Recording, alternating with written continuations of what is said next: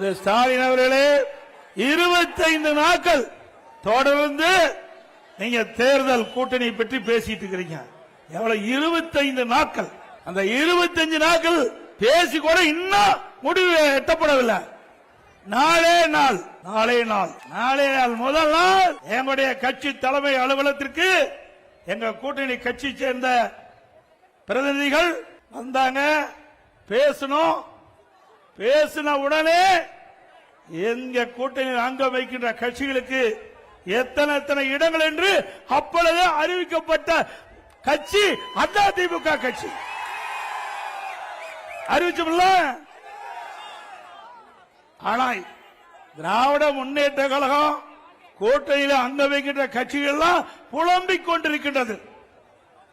ஒரு கட்சியினுடைய மூத்த தலைவர் பேசுகிறார். கூட்டணியில் பேசிவிட்டு வெளியிலே வருகின்ற பொழுது அழுது கொண்டே சிரிக்கின்றேன் சொன்னார்.